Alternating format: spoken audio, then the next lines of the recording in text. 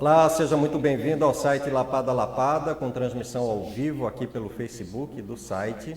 Hoje, segunda-feira, 24 de agosto, e a gente vai bater um papo hoje aqui com o presidente licenciado do Conselho Regional de Economia e Agronomia, o CREA, professor João Valente.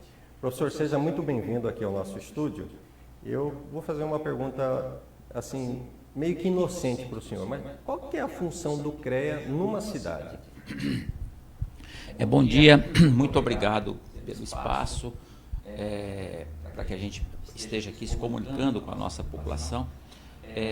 O nosso conselho, o Conselho de Engenharia e Agronomia, ele é um conselho que cuida de um conjunto de profissões que são chamadas profissões regulamentadas. O que significa isso?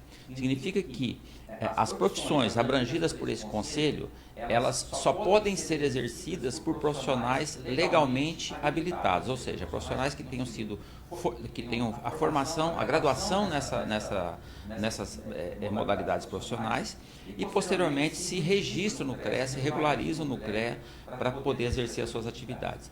O CREA, para que existe o CREA então, que é a essência da sua pergunta? Ele existe para defender a sociedade. Defender a sociedade do quê? Defender a sociedade dos profissionais leigos. Você não pode deixar uma pessoa que não tenha formação em engenharia calcular, projetar e executar uma ponte, por exemplo, executar um prédio, tá certo? Então, o que o Conselho faz? Ele cobra, ele fiscaliza que toda obra de engenharia e de agronomia, toda obra e serviço de engenharia e agronomia tenha por trás um responsável técnico, engenheiro agrônomo, no caso da agronomia, ou engenheiro civil, no caso da engenharia civil, sanitarista, eletricista, enfim, todas as obras e serviços de engenharia e agronomia, o CREA busca a presença de um profissional regularmente habilitado, respondendo por aquela obra, por aquele empreendimento.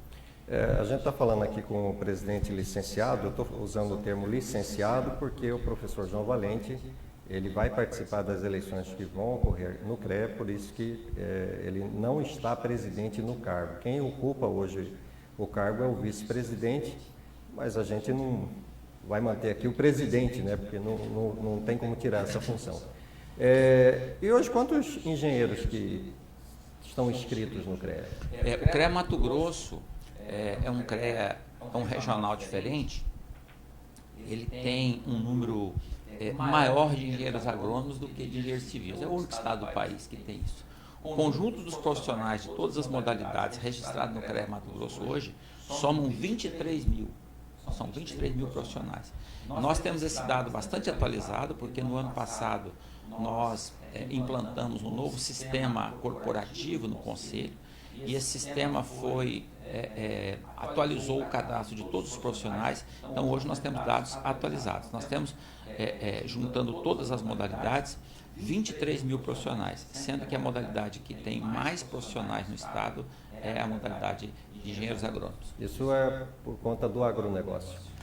Creio eu que sim, né? Por conta do agronegócio, por conta da atividade do nosso estado, que é essencialmente agropecuária, né? E, professor, como que esses profissionais, o CREA, está trabalhando nesse momento de pandemia? Então, graças a esse sistema que nós implantamos, parece que foi uma luz, né, com muita resistência por parte das pessoas que vinham à frente do CREA, o pessoal mais conservador. Nós, quando estávamos em campanha lá em 2017, nós ouvimos de profissionais que o nosso sistema era muito arcaico, que era muito difícil a caminhar dentro do Conselho, ele não era um sistema intuitivo. Muitos documentos eram feitos através de papel, né? Uma baixa do RT, emissão de RT, tudo papel. Então, nós prometemos em campanha que nós iríamos buscar um sistema mais eletrônico, um sistema mais moderno. É muito caro produzir um software, né, exclusivo para uma instituição. Então nós acabamos fazendo uma parceria com o Mato Grosso do Sul. Mato Grosso do Sul tem um sistema muito bom que eles vêm desenvolvendo há muitos anos. Nós fizemos uma parceria com Mato Grosso do Sul, implantamos um novo sistema a custo zero para o CREA praticamente, que a nossa parceria ela visa colocar a equipe técnica de TI do CREA Mato Grosso à disposição da equipe técnica de TI do Mato Grosso do Sul e vice-versa, e essas duas equipes estão trabalhando junto, fazendo as melhorias que o sistema precisa, porque software nunca acaba, sempre tem upgrades para serem feitos.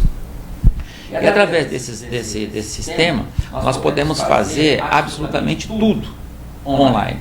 Né? Só não estamos ainda fazendo tudo online porque existem alguns normativos do CONFEA que proíbe, né? Porque o sistema... CONFEA é o Conselho Federal. É importante até destacar um pouquinho, gastar um pouquinho de tempo para explicar isso. Nosso sistema ele é formado por 3 instituições, CONFEA, CREA e Mútua. O CONFEA é o Conselho Federal, o CREA são os regionais que existem em cada estado. Antes era regional, hoje é praticamente estadual, em todo estado tem o seu conselho. E a Mútua, que é a Caixa de Assistência. A Caixa de Assistência Mútua é o braço assistencial desse sistema. A lei que criou, que é de 66, que aliás é uma lei muito antiga e que a gente trabalha para mudar, ela previu a criação dessa caixa de assistência, que é para dar assistência aos profissionais, viabilizar recursos a custos mais baratos, né, para que o profissional possa, em algum momento, resolver algum problema pessoal para o seu trabalho. Então, o CONFEA é o órgão normatizador. Os CREAs são os órgãos executivos, que executam a fiscalização, que aplicam as normas produzidas no Conselho Federal. E a Mútua é o braço assistencial. Então, o CREA, na verdade, acaba sendo quase que o patinho feio, porque ele é que fiscaliza, ele é que cobra e o dinheiro que ele arrecada, ele passa parte para a Mútua, parte para o CONFEA, tá certo? Então, o CREA é o órgão executivo, é ele que tem todos os custos, todos os ônus, e o CONFEA normatiza, diz o que ele tem que fazer, e a Mútua dá assistência aos profissionais. Então, por conta desses normativos do CONFEA, alguns documentos ainda têm que ser presencial. Por exemplo, quando você vai fazer uma certidão de acervo técnico com registro, a resolução diz que essa certidão tem que conter um selo. Então, esse selo é o CREA que fornece. Na verdade, ele é produzido pelo CONFEA e o CREA cobra naquela certidão daquele profissional. Aquele selo é como se fosse um selo de um cartório. Mas há alguma perspectiva de que isso possa ficar online? Sim, nós estamos trabalhando junto ao CONFEA para que esse selo se torne eletrônico também e a gente possa fazer eletrônico. Então, graças a esse sistema chamado Sistema eCREA, que durante a pandemia, o CREA mesmo fechado, sem atendimento presencial, não prejudicou os profissionais. Os profissionais tiveram condições de trabalhar normalmente, emitir suas RTs, fazer pagamento dos seus boletos, das suas anuidades, sem problema nenhum, porque o sistema eCREA possibilitou todo esse trabalho. Sem levar ainda em conta alguns normativos, né, que existiam do CONFEA, que não vinham sendo seguidos, porque como era manual, o pessoal driblava, né? Então agora nós consertamos algumas coisas que estavam erradas. Por exemplo, o engenheiro ia fazer um projeto de uma obra e fazia a execução dessa obra, ele recolhia 2 RTs, uma da elaboração, outra da execução. Isso acabou. Isso agora o engenheiro só faz uma RT, que ele é responsável técnico pela elaboração do projeto e execução da obra. Só para explicar para o pessoal o que é RT. A RT é a anotação de responsabilidade técnica. Então, toda vez que o profissional elabora um projeto, ele precisa recolher essa taxa que chama anotação de responsabilidade técnica, que vincula o profissional ao projeto, vincula o profissional àquela obra. Então, a RT, ela é um contrato de trabalho, ela dá fé pública para aquela relação profissional entre o contratante, empresário ou a pessoa que está fazendo e o profissional, né? Ela tem valor jurídico, né? Ela tem, com a RT, o profissional responde civil e criminalmente por tudo que acontecer naquela obra, em função daquele vínculo institucional que ele cria, né? Então, todos os nossos profissionais hoje conseguem emitir as suas ARTs de casa, sem problema nenhum, né? recolhe a taxa, a baixa acontece em 24 horas e ele já consegue trabalhar. Essa mudança online, ela começou em que período? Né? Ela começou, nós desligamos o botão em 31 de dezembro e ligamos em 1º de janeiro. Então, em 1º de janeiro de 2020 é que passou a funcionar o sistema ECREA. No dia 2 de janeiro, dia 1º não, porque todo mundo estava festejando a passagem do ano, mas dia 2 de janeiro, todo profissional que acessou o sistema, ele não conseguiu trabalhar se ele tivesse alguma inconsistência nos seus dados. Então, essa foi uma coisa boa que fez com que os profissionais atualizassem os seus dados junto ao CREA. Atualização de telefone, de CPF, de RG. Nós tínhamos profissionais com 2 CPF, nós tínhamos, enfim, um monte de problemas que nós regularizamos. Então, dia 31, desligou o sistema antigo, que chamava Apollo, e ligou o sistema ECREA. Alguns profissionais trabalhou normalmente, outros tiveram que se recadastrar, mas era um sistema intuitivo. Nós fizemos um conjunto de palestras, de treinamentos, passamos janeiro e fevereiro e até meio de março treinando os profissionais para que eles pudessem emitir. Ainda há dúvidas? Ainda há dúvida, mas a maioria já consegue trabalhar tranquilamente no sistema ECREA e todos hoje, sempre tem aquelas oposições, né, mas a esmagadora maioria dos profissionais reputam o sistema ECREA como tendo sido a nossa salvação. O que não está acontecendo em outros CREAs, Brasil afora. Né, que o pessoal tem tido muita dificuldade para operar por falta de um sistema eletrônico de relação com o Conselho. Né? Entendi. Presidente, o senhor falou obra e eu me lembro, acredito que tenha sido no ano passado, se não me falha a memória, acredito isso, o senhor participou de uma visita juntamente com a Câmara de Vereadores de Cuiabá e aqui de Várzea Grande, ali nos fundos do aeroporto, que é a questão da obra do VLT. Naquele momento o senhor disse que era favorável à retomada da obra. Esse pensamento continua? Eu estive lá, fui convidado para visitar, foi a primeira vez que estive lá. Essa não é uma área que eu diria que é do meu domínio, porque eu sou engenheiro agrônomo, né? Mas como cidadão, eu entendo que recurso público deva ser tratado com respeito, né? Então, eu entendo, e vendo lá aqueles vagões, vendo todo esse estrago que foi feito na cidade, eu entendo que Cuiabá merece, que Cuiabá e Várzea Grande deveria ter essa obra concluída. Eu acho que esse é um problema que os nossos gestores públicos estão com ele, né? O governador tem as justificativas dele por conta da questão financeira, mas a população espera por essa obra. Eu acredito que essa obra, se concluída, beneficiará muito, especialmente os empresários ao longo dessa avenida, as pessoas que estão localizadas ao longo dessa avenida. Muito desconforto foi causado, muito dinheiro foi investido. Então, portanto, eu acho que não sei em que momento, porque ainda mais agora com essa pandemia, a gente não sabe qual o efeito disso nas finanças do Estado, mas eu particularmente, como cidadão, eu acho que essa obra devia ser concluída. Ela devia ser concluída porque, se não toda de uma vez, em partes, né?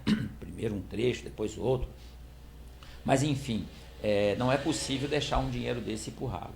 Eu fiz, depois daquela visita,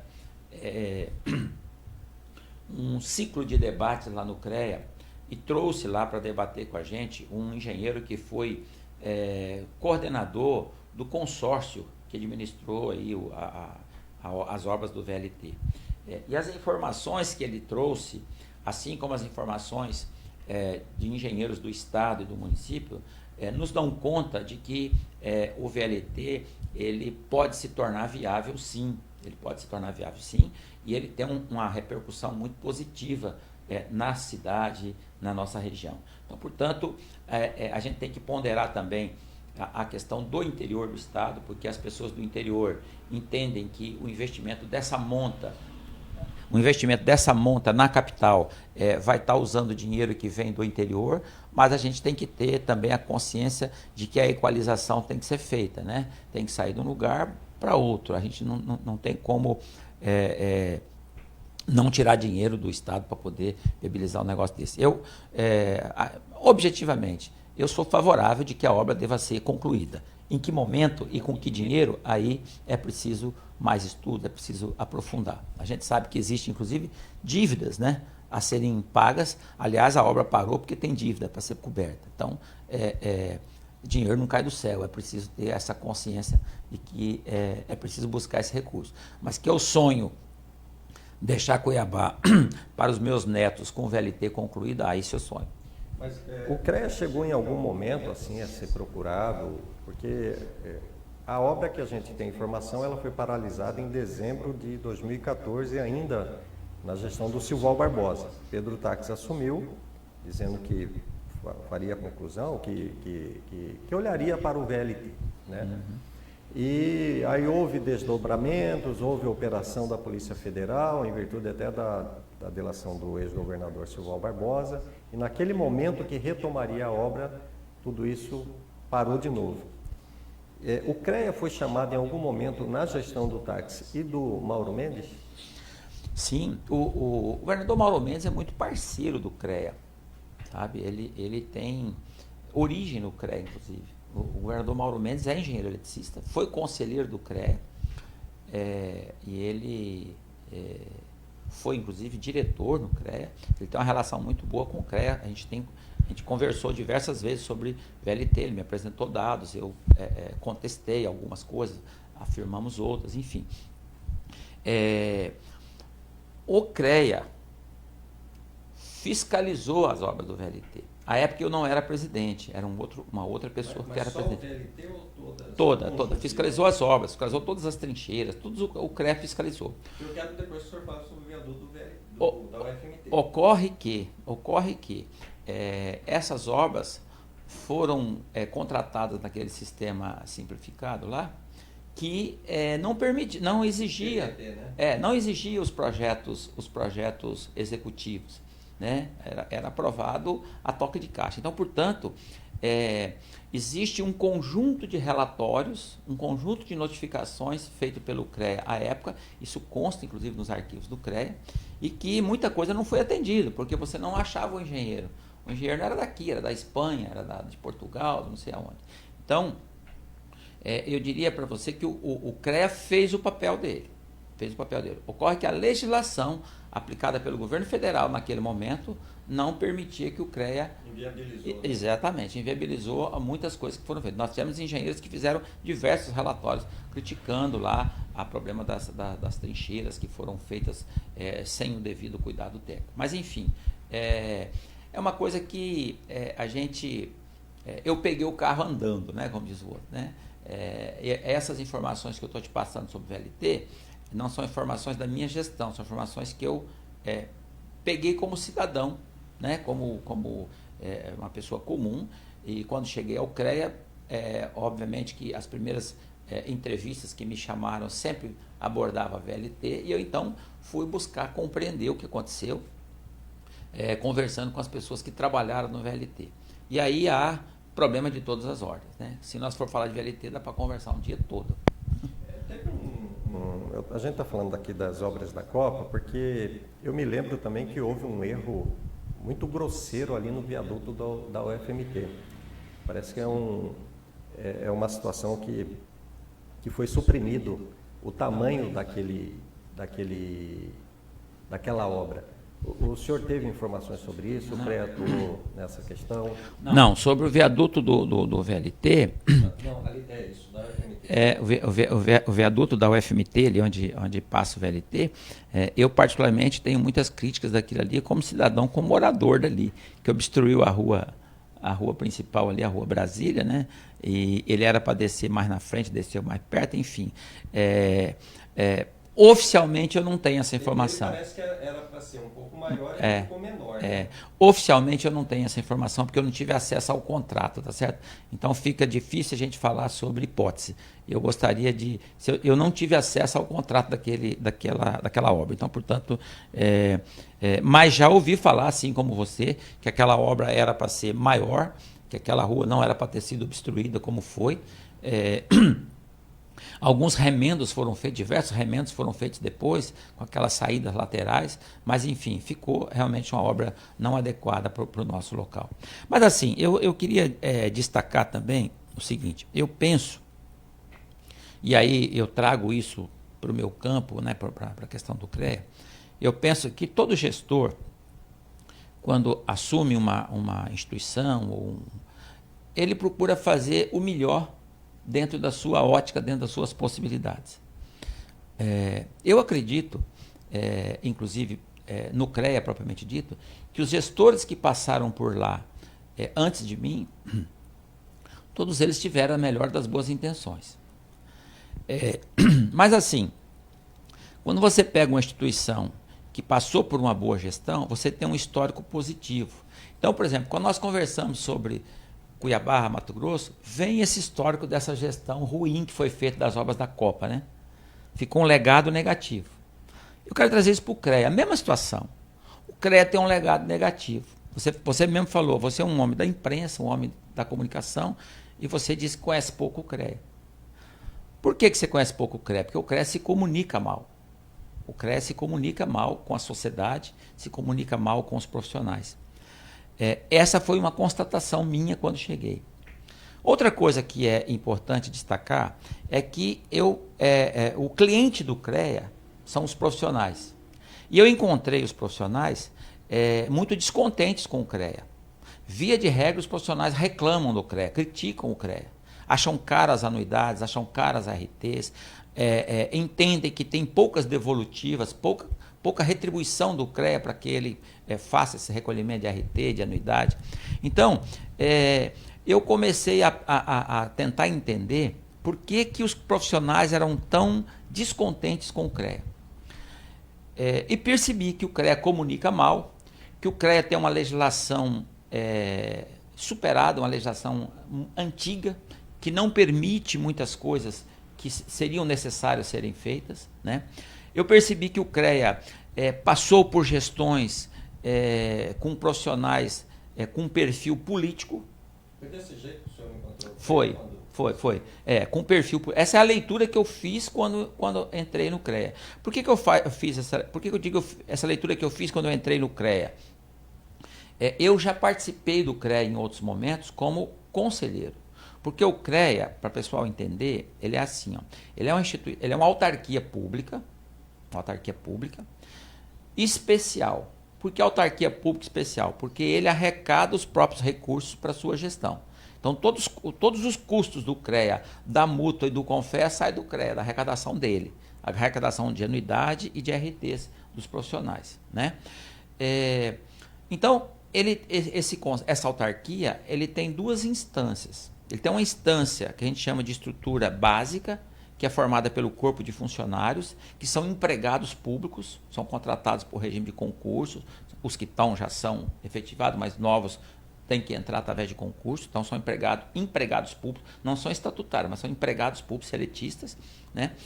E quem, vamos dizer assim, administra o CREA é um conjunto de profissionais que formam o chamado conselho do CREA, o plenário do CREA. E esse conselho, ele é formado por profissionais que vêm das entidades de classe. O que são as entidades de classe? São as associações. Associação de Engenheiro Agrônomo, Associação de Engenheiro Civil, Associação de Engenheiro Eletricista, enfim, as entidades de classe. E das universidades, das instituições de ensino. Então, quem manda os conselheiros para o CREA são as entidades de classe e as instituições de ensino. Esses conselheiros é que fazem a gestão do CREA. Certo? Então o CREA tem lá, hoje, o nosso CREA Mato Grosso, tem 42 conselheiros e tem um presidente eleito. Só o presidente que é eleito. Assim, nós estamos vendo o momento da eleição. Essa eleição vai ser quando, presidente? A nossa eleição estava programada para 3 de junho. Aí, em função da pandemia, ela foi adiada para 15 de julho. Com a permanência do processo, ela foi adiada para 1º de outubro. Nossa eleição está agendada para 1º de outubro. Certo? Quantas pessoas que votam? São os 23 mil profissionais. São esses 23 mil profissionais.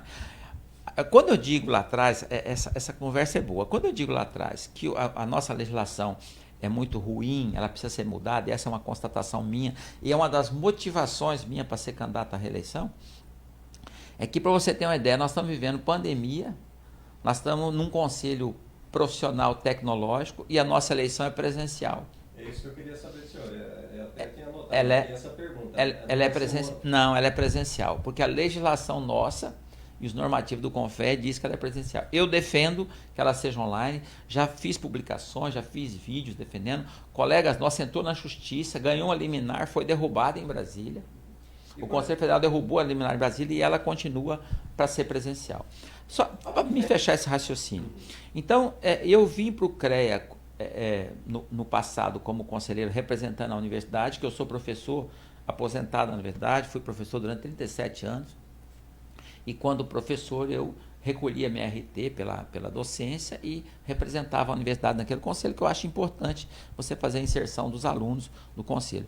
Como gestor, como presidente, é outra situação, porque os conselheiros eles vão lá um dia por mês, fazem análise de processos, definem alguma decisão para execução e o presidente aqui administra durante o ano todo. Então, o presidente ele administra o conjunto de funcionários. O CREA Mato Grosso hoje tem aproximadamente 170 funcionários.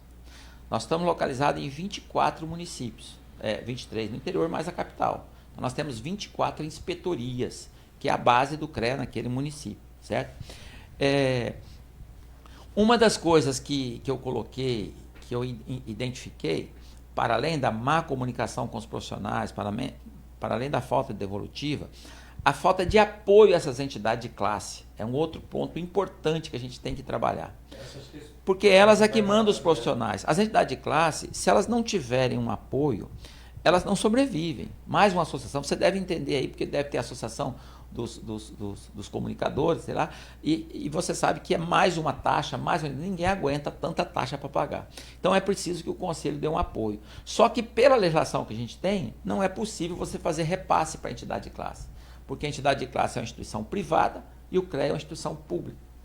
Então, o repasse é possível mediante chamamento público. Eu fiz chamamento público no ano passado. Nós tínhamos, à época, 16 entidades de classe registradas no CREA, só 3 pegaram. Por quê? Porque não tem nem documento em dia. Está nem com a documentação em dia. Então, um dos pontos fortes que a gente tem que ter é trabalhar apoio às entidades de classe para que elas sejam fortes, para que elas tenham bons profissionais envolvidos e que ela consiga mandar conselheiros preparados, conselheiros bem interessados para que a gente faça uma gestão legal no conselho, né? Uma outra coisa que vamos assim, até vergonhoso dentro do nosso conselho é essa questão de eleição, né? Como é que pode você fazer eleição presencial numa área tecnológica, onde você tem os profissionais espalhados pelo estado inteiro? Nós temos inspetorias que estão a 1.000 quilômetros de Cuiabá. Por exemplo, nós temos uma inspetoria em Vila Rica, ali em volta, num raio de 400 quilômetros, você não tem nenhuma inspetoria. Como é que o profissional vai sair de casa, viajar 400 quilômetros para ir votar no CREA? E para votar num órgão que ele não gosta, num órgão que ele tem restrição, porque cobra caro, porque presta pouco serviço. Então, a eleição, o que tem acontecido? Nos últimos anos, as últimas eleições, tem votado no máximo 10%. Ano que estourou, votou 15% dos profissionais. Então fica uma eleição muito pouco representativa. Na eleição passada, por exemplo, eu fui eleito com 900 e poucos votos. Então é vergonhoso isso. E há uma resistência muito grande dentro do conselho para mudar isso. Por quê? Porque esses presidentes que vêm passando, esse grupo que vem passando, eles meio que têm esses colégios eleitoral meio já arregimentado, certo?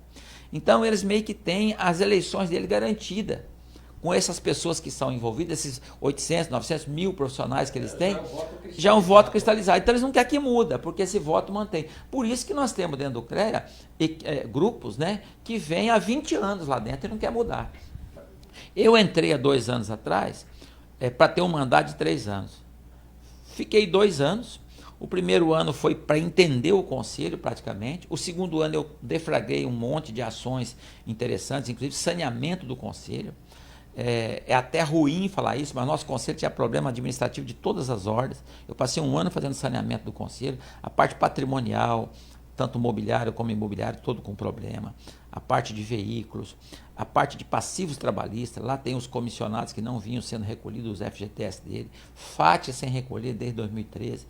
Dívida com CAL, enfim, um monte de problemas, o sistema que era muito ruim. Então eu passei 1 ano fazendo um trabalho muito bacana. E nesse saneamento administrativo do conselho, eu consegui enxergar algumas coisas que, se fizerem, vai melhorar muito a imagem do conselho para a sociedade e para os profissionais. Né? Então, por conta disso, é que eu me predispus a apresentar o meu nome para a reeleição. Primeiro que o meu mandato foi capado. Que a legislação prevê que com 3 meses antes da eleição, o presidente tem que se afastar. Eu me afastei em março, 1º de março, porque a eleição era 1º de junho. Aliás, 3 de março, que a eleição era 3 de junho. Aí a eleição prorrogou para julho, continuamos afastados. A eleição prorrogou para outubro, continuamos afastados. Nós vamos ficar 7 meses afastados, esperando essa eleição. Então não tem que aguentar uma campanha desse tamanho, não tem que aguentar ficar defendendo um conselho nesse período todo. O senhor falou 2 anos, mas e o terceiro ano? O terceiro ano está comido por esses afastamentos, né? Você entendeu? Foi suprimido e não tem como voltar. Eu queria saber o seguinte, o senhor está trabalhando aí com a ideia da votação ser online. Esses profissionais, aonde que eles vão votar? Eles têm que vir à capital? Eles têm que votar, veja que eleição complicada. O profissional tem que estar em dia com as suas anuidades, um mês antes da eleição ele tem que estar em dia. Ele só vota na inspetoria ou na sede onde ele fez o registro dele. É mais um obstáculo. Você veja que tem vários obstáculos. Então ele só vota na inspetoria, só vota onde ele fez o registro e ele tem que estar em dia. Por isso você tem uma votação extremamente baixa. Pouquíssimas pessoas votam, né? É uma pena. Você não tem representatividade, né? Fica um negócio complicado. E como que esse movimento da não existe campanha, como que faz essa campanha do CREA? Como que os candidatos fazem? Eu e minha esposa desde março. Estou morando lá e tô... Então é pelo telefone, a minha internet lá é via rádio, então ela é muito ruim, tem dia que pega, tem dia que não pega. Andamos fazendo algumas lives, algumas videoconferências, mas sempre com muita dificuldade por conta desse problema. Mas é isso, né? A gente não tem... Mas é possível mudar esse processo de eleição para online? Porque assim, vamos esquecer o fato da pandemia, né? Uhum. Se a pessoa tem condições, eu acho até que... eu estava tentando fazer um percentual aqui, o senhor não chega a ter 10%. Nós éramos 2 candidatos, a total da votação deu 2 mil, não deu, em torno de 10%. Então, se fosse online, eu acho que a pessoa iria para 50%, 60%. Exatamente. Porque nós vamos ter agora também eleições municipais e a eleição para o Senado, pelo menos só aqui em Mato Grosso. E a gente está vendo aí que o maior adversário desses candidatos provavelmente é a abstenção. Nós criamos dentro porque tem toda uma estrutura, né, que seria bacana se tivesse muito tempo para falar. O CREA precisava se mostrar. Uma das coisas que eu fiz foi contratar, na minha gestão, foi contratar uma agência de publicidade, justamente para poder contratar sites, contratar rádio, do ponto de vista de forma legal, porque antes não era feito isso, né? Então eu contratei uma agência, fiz uma licitação longa, né? Para poder ter a possibilidade de comunicar com os profissionais. Nós criamos dentro existe uma organização dentro do sistema que chama Colégio de Presidentes, que é um conselho formado pelos presidentes do Brasil todo. Nós criamos uma massa crítica dentro do Colégio de Presidente que defende a eleição online. Então, eu cito aqui o presidente do CREA do Ceará, do Rio Grande do Norte, eu aqui, o CREA São Paulo. Nós temos vários presidentes que hoje são defensores da eleição online. Então, essa eleição agora, eu acho pouco provável que a gente consiga fazer online. Por conta do movimento, muito em cima. Você tem que contratar 3 empresas para fazer uma eleição online. Tem que fazer uma empresa que ofereça o software, uma que faça a auditagem, outra que faça a certificação, outra que faça a auditoria dos resultados. Enfim, é meio complicado. Ou produzir um programa, mas aí teria que ser pelo Confea, porque essa eleição ela é nacional. Porque quando elege o presidente do CREA, elege também o presidente do Confea, na mesma eleição, né? Então é uma eleição mais complicada. Mas eu tenho muita esperança, e uma das minhas bandeiras na próxima gestão, se eleito for, e acredito que se Deus quiser serei, é defender a eleição online. Eu não acredito que nós tenhamos outra eleição no sistema sem ser online. Então, esses oportunistas que têm esses votos de cabresto aí, é a última vez. Não passa. Na próxima eleição, certamente vai ser online. Não é possível, você tem Conselho de Odontologia, Conselho de Medicina Veterinária, Conselho de Economia, a própria OAB, todos fazendo online. Por que o CREA, que é o Conselho de Engenharia, né, onde está todas as engenharias aqui, eletrônica, mecatrônica, enfim, não vai acreditar nisso? Essa conversa de que a eleição online é frágil não é verdadeira. A eleição online, quando você faz o voto criptografado, se tiver qualquer tipo de fraude, você consegue rastrear, diferentemente da manual. A manual você não rastreia, tá certo? Então, a eletrônica é mais segura do que a de papel. E as pessoas ficam defendendo a eleição presencial por questão de segurança. Isso não é verdade. Presidente, o senhor está falando isso aí, sem ser essa questão da eleição online. Qual que será o maior desafio que o próximo presidente do CREA vai enfrentar? Eu entendo que você, para executar uma obra, você precisa pensá-la e planejá-la, né? Eu pensei o CREA. Eu passei 2 anos ali estudando o CREA, entendendo o corpo funcional, entendendo a estrutura do CREA e entendendo o cliente, que eu acho muito importante. Eu já mexi com comércio em algum momento da minha vida, ajudando a minha esposa, e eu entendi que todo trabalho só é bom se o cliente estiver contente com ele, que é quem paga a conta. Então, se os profissionais não estiverem contentes, não tem por que existir CREA. Então, o CREA precisa ser repaginado. Então, tem algumas coisas que são fundamentais. A comunicação, mostrar para que serve, para que veio, ser parceiro dos profissionais, propiciar capacitação, treinamento, porque o profissional da engenharia, assim como qualquer outro profissional, ele precisa estar atualizado. Ele precisa estar constantemente se reciclando, aprendendo. Motivado. E com os salários, com os valores, os honorários que se recebe hoje em dia, muitas vezes o profissional não tem condições de estar bancando um curso, né? Então é preciso que o conselho ajude, que o conselho propicie essa capacitação continuada para os profissionais poderem se qualificar. Então essa é uma coisa. Outra coisa importante, eu quero fortalecer muito as entidades de classe. Por quê? Porque com entidade de classe forte, você tem um número maior de profissionais envolvidos, você tem a possibilidade de selecionar melhor os conselheiros, vai ter uma disputa interna para vir para o conselho, e aí você vai ter um conselho mais qualificado, um conselho que vai efetivamente fazer análise de processo e decisões mais embasadas. Uma das formas de apoiar as entidades de classe, que é o chamamento público, que nós já fizemos uma edição, vamos continuar fazendo, patrocínio, já fizemos uma edição, vamos continuar fazendo, e locação de tendas em grandes eventos. Mato Grosso tem muitos grandes eventos, o CREA vai patrocinar as entidades de classe, locando estandes dentro desses eventos, para que as entidades possam ali se instalar e mostrar o seu serviço para aquela comunidade. Então, essas são as 3 modalidades. A outra é viabilizar a construção de inspetorias nos locais onde as inspetorias são locadas.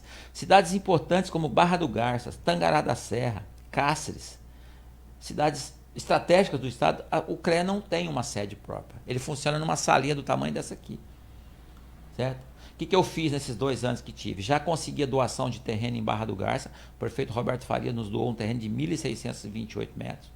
Consegui uma doação de um terreno em Tangará da Serra. O prefeito Fábio também nos doou um terreno lá de 1.700 metros para construir a sede. O projeto está pronto e o dinheiro está conseguido junto ao CONFEA. Convênio assinado. Então nós vamos construir 4 novas inspetorias.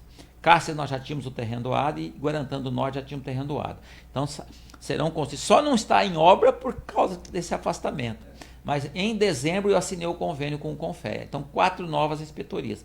E essas inspetorias, o que ela tem? Ela tem a sala de atendimento, a sala do fiscal, tem um auditório para 40 a 60 pessoas, um espaço de lazer para que os profissionais possam ali se reunir e uma sala para a entidade de classe. Então uma cidade como Barra do Garça precisa ter uma associação, né? Uma associação de engenheiros, mesmo que seja multidisciplinar, uma associação mista que a gente fala, com engenheiros civis, eletricista, agrônomo, tudo junto, para poder ter a sua representante junto ao conselho e ter essa interlocução. Barra do Garça está isolada do CREA, Tangará da Serra está isolado, Cáceres está isolado, não tem sentido isso. Então nós estamos criando essas estruturas para aqui. Então esse é um sonho meu, concluir essas obras, que eu arrumei o dinheiro, o terreno, o projeto está pronto, é só licitar e executar. Dinheiro do CONFEA. Foram 2.300.000 que nós conseguimos de recursos do CONFEA para construir essas 4 obras. Então, recapitulando, fortalecimento das relações com os profissionais, fortalecimento das entidades de classe que, via de regra, qualifica o profissional, melhoria da infraestrutura física do CREA, né, no interior, para viabilizar isso aí. E um outro sonho que eu tenho Eu iniciei ele e infelizmente estava numa fase final ali, uma fase, vamos dizer assim, importante, e com o meu afastamento interrompeu, que é um plano de cargos e salário para os funcionários do CREA. O funcionário do CREA Mato Grosso não tem um plano de cargo e salário em vigor. Ali você tem funcionários que são amigos do presidente e entrou junto com outro, mas ele é amiguinho do presidente, ele tem um salário X. O outro, que não é amiguinho do presidente, tem um salário X dividido por 2. Então eu dizia então eu dizia e disse para os profissionais lá do CREA, falei, pessoal, eu venho da universidade. A universidade para mim foi uma escola de todas as formas. Lá eu estudei, lá eu trabalhei, lá eu criei minhas filhas, lá eu fiz a minha vida. E lá eu entrei auxiliar de ensino e saí professor titular.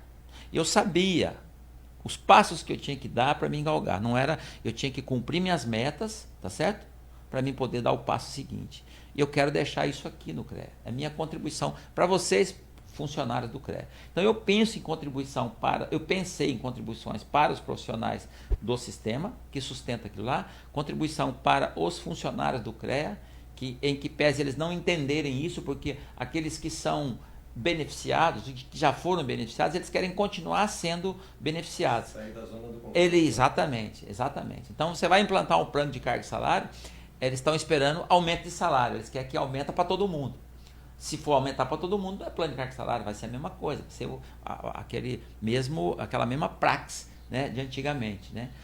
Lá eu encontrei, fui buscando entender por que determinados funcionários tinham um salário muito diferente do outro, que entrou na mesma época, existia a mesma função, e eu descobri lá momentos da história do CREA que no mesmo reajuste, teve funcionário que teve 10% de reajuste e outro teve 35% de reajuste. Reajuste salarial não é assim, se é reajuste é para todo mundo o mesmo percentual. Então, e não tinha nenhum tipo de justificativa, ele ganhava menos, não. Reajuste a maior mesmo para quem era da panela. Então, essa panela de funcionários, essa panela de profissionais que comandam o CREA, ela precisa ser mexida. Eu estou me dispondo a isso, com a maior humildade, tá certo? Até porque é um cargo honorífico. O cargo de presidente é um cargo honorífico, não tem nem salário isso, tá certo? Mas eu sou muito grato à engenharia, sou muito grato à agronomia. Eu cheguei em Cuiabá, eu venho da roça, né? Sou uma pessoa menino, fui criado na roça, depois, por ser estudioso, fui estimulado da minha professora para fazer técnico agrícola. Depois, como técnico agrícola, fui estimulado por um colega agrônomo a fazer agronomia, que é meu amigo até hoje, o Ney Peixoto. E depois fiz agronomia, por ser envolvido ali, por ter que sobreviver aqui em Cuiabá sem dinheiro, virei professor, fiquei dando aula em colégio municipal, depois estadual, depois na Escola Técnica Federal, e depois virei professor da universidade. Então eu tenho muita gratidão à universidade, muita gratidão à agronomia, porque ela me deu toda a minha vida. Então eu quero dar minha contribuição, eu quero dar meu retorno. Eu acho que da mesma forma que eu me beneficiei, eu construí uma vida ilibada com essa prestação de serviço, eu quero que o conselho seja útil para outras pessoas também ter, vamos assim, sucesso, né, nessa caminhada. Professor, só para a gente encerrar, então, a eleição agora é em outubro e o resultado sai que dia? No mesmo dia? A eleição está prevista. A eleição funciona assim, o Conselho Federal é que normatiza, ele normatizou que a eleição vai acontecer agora dia 1º de outubro.